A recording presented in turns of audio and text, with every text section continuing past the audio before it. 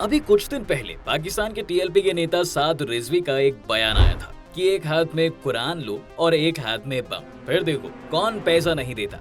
पाकिस्तान की तरफ से जब भी ऐसे बयान आते हैं तो सिर्फ हंसी के अलावा कुछ और नहीं आता, क्योंकि जिस देश की आर्थिक स्थिति से लेकर राजनीतिक स्थिति की कमर ही टूट गई हो, जो अपने खर्चे निकालने के लिए उधार की जिंदगी जी रहा हो, वो देश ऐसी बात कर रहा है। इन लोगों को शायद किसी ने आईना नहीं दिखाया, क्योंकि अगर वो इनके पास होता तो इन्हें पता चलता कि जीतने में भारत देश के रत्न टाटा जी ने हाल ही में 470 विमानों की डील की है।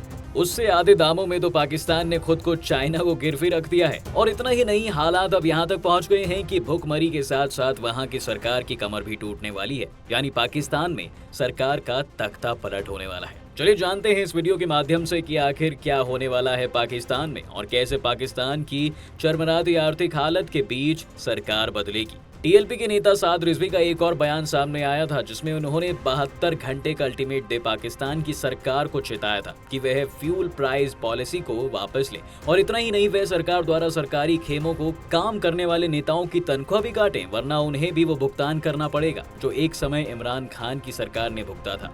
और यह सच होते हुए भी नजर नहीं आई, क्योंकि पाकिस्तान से खबर आई कि सरकार ने अपने नेताओं की तनख्वाह और भत्तों में बड़ी कटौती की है। लेकिन क्या ऐसा करने से पाकिस्तान को फायदा होने वाला है? तो इसका जवाब भी कुछ खास पॉजिटिव नहीं है, क्योंकि अब खबरें आ रही हैं कि पाकिस्तान में सरकार का तख्ता पलटने वाला है और शहबाज शरीफ की कुर्सी खतरे में है। पाकिस्तान पर आज की बात की जाए तो विदेशी कर्ज 100 अरब डॉलर हो चुका है और यह दिनों दिन बढ़ता ही जा रहा है। महंगाई दरें 40% के पार हो गई हैं। उधर लंबे समय में आईएमएफ यानी इंटरनेशनल मॉनेटरी फंड से कर्ज के लिए बात चल रही थी, लेकिन उन्होंने भी कर्ज देने के बजाय सुझाव ही दिए हैं और आईएमएफ कर्ज की किश्त जारी करने के मूड में बिल्कुल नहीं दिख रहा है। लेकिन हाल ही में एक राहत की खबर उन्हें चीन की तरफ से मिली, जो उन्हें आईएमएफ की किश्त जारी करने तक शायद कुछ मदद कर पाए। चीन ने गुप्त शर्तों पर 700 मिलियन डॉलर फिर पाकिस्तान को बतौर कर्ज दिया है और पाकिस्तान को दिवालिया होने से कुछ दिन और बचा लिया है। हम सब जानते हैं कि पाकिस्तान में कोई भी सरकार आज तक अपना कार्यकाल पूरा नहीं कर सकी है।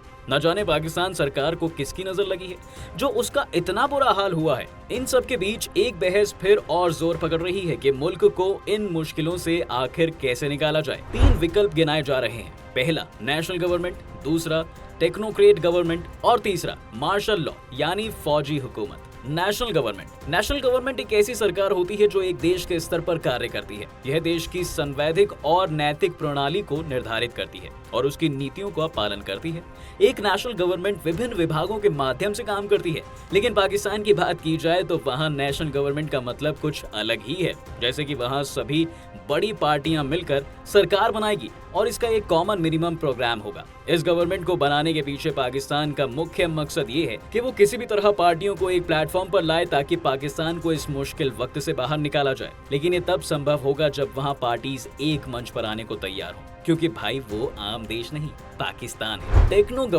टेक्नो गवर्नमेंट भी एक नई शब्दावली है, जिसका मतलब ये है कि देश में मौजूदा हर सेक्टर के बेहतरीन और अपनी अपनी फील्ड में बेहतरीन लोगों, अधिकारियों या एक्सपर्ट्स को मिलाकर सरकार बनाई जाए और फिर प्रधानमंत्री भी उन्हीं चुने हुए बेहतरीन लोगों में से कोई बने। और ऐसा पाकिस्तान में शायद होना जरूरी भी है, क्योंकि देश की आर्थिक स्थिति को मजबूत करना उनके लिए बहुत जरूरी है। इतना ही नहीं, इस गवर्नमेंट के माध्यम से फॉरेन पॉलिसी भी उसी गवर्नमेंट के हाथों में सौंप दी जानी चाहिए, ताकि इससे देश और नागरिकों को सीधा फायदा मिल सके। लेकिन डिफेंस और मिलिट्री पहले की ही तरह काम करते रहे।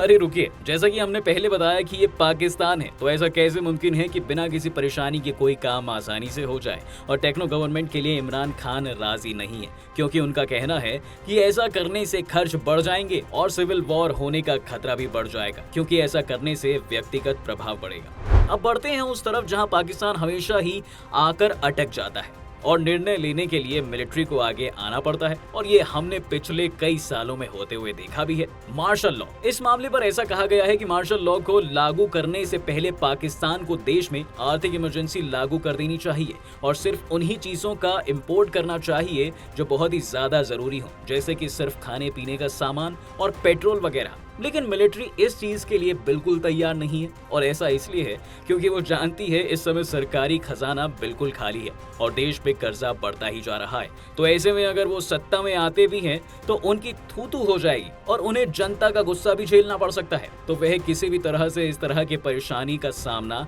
नहीं करना चाहते। ऊपर से IMF ने सिर्फ सुझाव दिया लेकिन कोई उधार की किश्त तक नहीं दी। लेकिन पाकिस्तान की मुश्किलें खत्म होती हुई नजर नहीं आ रही हैं क्योंकि अभी हाल ही में इलेक्शन कमीशन ने बताया कि पाकिस्तान के ऊपर इतना ज्यादा कर्ज पहले से ही है और वहां चुनाव कराने तक के पैसे नहीं हैं। और ऐसा करने से वो अभी सोच भी नहीं सकते क्योंकि ऐसे में सरकारी खजाने पर दबाव बढ़ेगा। वैसे तो शहबाज शरीफ इस इलेक्शन के फेवर में है भी नहीं क्योंकि वह इमरान की सरकार को वापस सत्ता में देखना भी नहीं चाहते। ये तो रही कि किस तरह की सरकार या सुझाव पाकिस्तान में चल रहे हैं ताकि किसी भी तरह पाकिस्तान को इस गिरी हुई आर्थिक हालत से निकाला जा सके। इसके अलावा भी पाकिस्तान की सरकार ने कुछ ऐसे ऐलान किए हैं।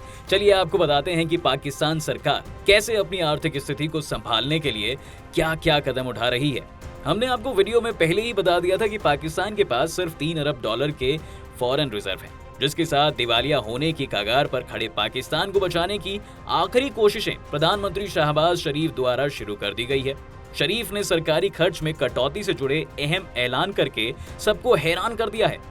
उनका कहना था कि वह और कैबिनेट के बाकी मिनिस्टर सैलरी नहीं लेंगे। सभी केंद्रीय मंत्री बिजली, पानी, गैस और टेलीफोन के बिल अपनी जेब से भरेंगे। मंत्रियों के पास मौजूद लग्जरी गाड़ियों की नीलामी की जाएगी। सुप्रीम कोर्ट, हाई कोर्ट और ब्यूरोक्रेसी से भी खर्च में कटौती की अपील की गई है। कोई भी मंत्री बहुत ज्यादा जरूरी पड़ने पर ही हवाई यात्रा करेगा और वो भी इकोनॉमी क्लास में, और वह यात्रा के दौरान किसी भी 5 स्टार होटल का इस्तेमाल नहीं करेगा। विदेश मंत्रालय से खर्च में 15% की कटौती करने को कहा गया है। इसके बाद ऐसा भी बताया जा रहा है कि कुछ देशों में मौजूद पाकिस्तान एम्बेसीज को बंद किया जा सकता है और जिन एम्बेसीज को बंद नहीं किया जा सकता तो वो वहां काम करने वाले स्टाफ कम करने और फिजूल खर्ची को सख्ती से रोकने के भी आदेश है। IMF ने एक बार फिर से पाकिस्तान को MEFP नाम का मेमोरेंडम देने से इनकार कर दिया है। ये वो मेमोरेंडम है जिसके हाथ लगते ही पाकिस्तान को बेल आउट पैकेज मिल जाएगा। IMF चाहता है कि पहले पाकिस्तान सरकार अपनी अर्थव्यवस्था को बेहतर करने के लिए उसकी शर्तों को माने।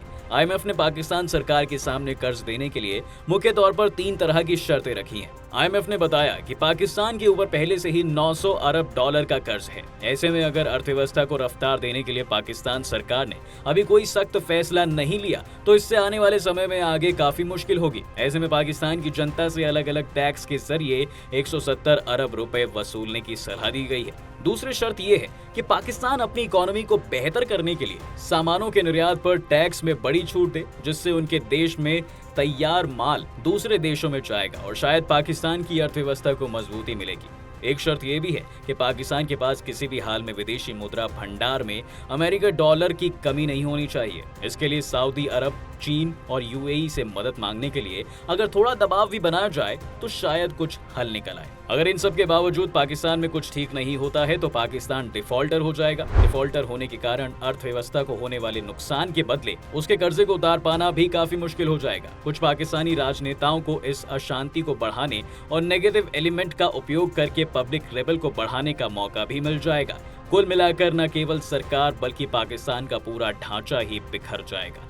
लेकिन भले ही पाकिस्तान इस समय बुरी कंडीशंस का सामना कर रहा है, लेकिन हम जब वहां के लोगों के वीडियोस देखते हैं जो पाकिस्तान की महंगाई के चलते खाना तक नहीं खरीद पा रहे हैं, तो इंसान और भारतीय होने के नाते दिल बसीज जाता है, क्योंकि हम कभी नहीं चाहेंगे कि किसी देश की सरकार के बुरे रवैये और नीतियों के चलते उसका परिणाम उसकी आम जनता को भुगतना पड़े।